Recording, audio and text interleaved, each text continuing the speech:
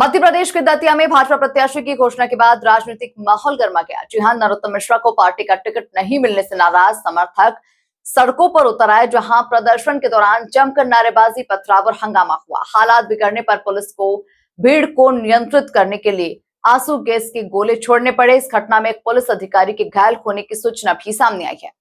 भाजपा प्रत्याशी की घोषणा के बाद बड़ी संख्या में समर्थक सड़कों पर एकत्रित हुए और विरोध प्रदर्शन शुरू कर दिया, जहां देखते ही देखते प्रदर्शन उग्र हो गया। प्रदर्शनकारियों ने नारेबाजी की और कई स्थानों पर पथराव किया, जिससे क्षेत्र में अफरा तफरी का माहौल बन गया। स्थिति को नियंत्रित करने के लिए पुलिस और प्रशासन को तत्काल मौके पर पहुंचना पड़ा।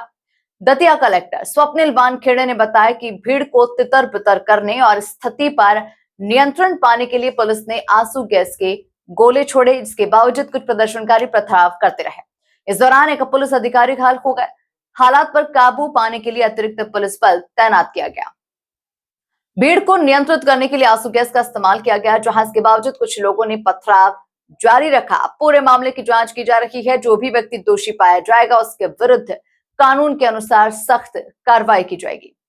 फिलहाल स्थिति नियंत्रण में बताई जा रही है। पुलिस उपद्रवियों की पहचान करने में जुटी हुई है और प्रशासन का कहना है कि कानून व्यवस्था भंग करने वाले किसी भी व्यक्ति को बख्शा नहीं जाएगा। संवाददाता अरुण रजक की रिपोर्ट।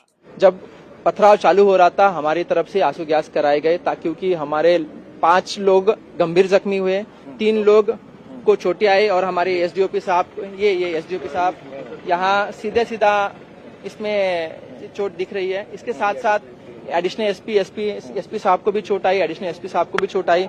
मैं हेलमेट जरूर पहना था, तो मेरे सिर के ऊपर से टच होते हुए निकल गई थी।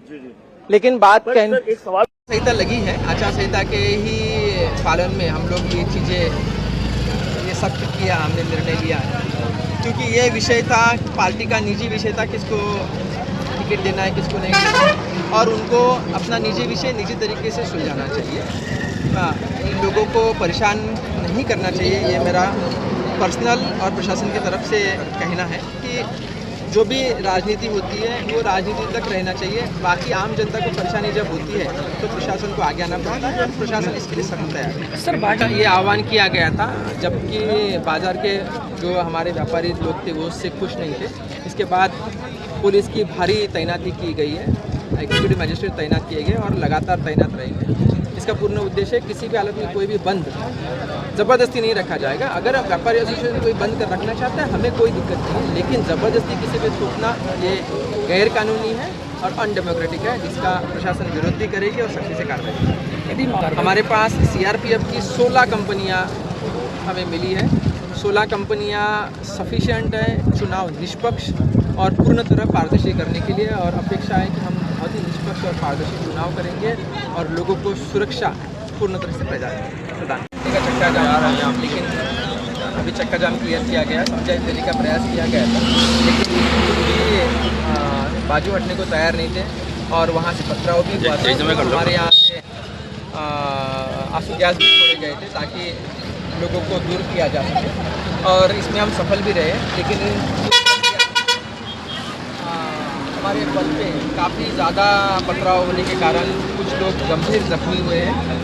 एसपी साहब, एसडीओपी साहब, एएसपी साहब, इनको भी चोटें आई है, लेकिन अभी स्थिति कंट्रोल में है और सभी को सख्त ये जानकारी दी गई है कि कोई भी शांति भंग करने का प्रयास ना करे। शासन सख्त है, और लेकिन अगर वो जैसे अभी कार्यालय में अभी है कुछ लोग, तो अगर घर जाना चाहते हैं 1-1, 2-2 की संख्या में, तो जाने के लिए तैयार है, लेकिन जमावड़ा ना हो, ताकि जो जनता है और जो गाड़ियाँ जा रही है उनको कोई परेशानी नहीं।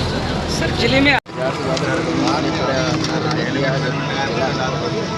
बाजार बंद कर दी,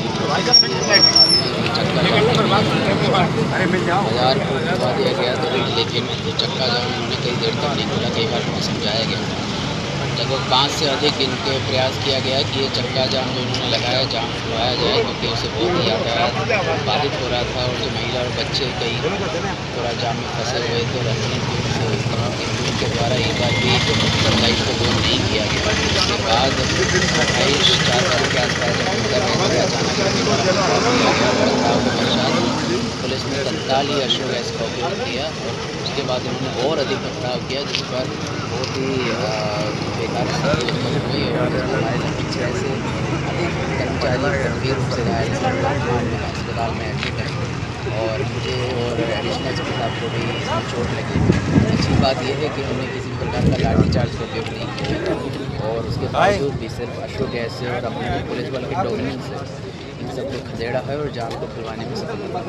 अभी जाम पूरी तरह से खुल चुका है और ऑलमोस्ट लगभग पहले जैसा ये हो चुका है और जो बदमाश हैं उन पर कार्रवाई की जा रही है। कुछ लोगों को गिरफ्तार किया गया है और साथ में जिला प्रशासन और पुलिस प्रशासन का स्पष्ट संदेश है कि आचार संहिता लगी हुई है और 144 लगी हुई है।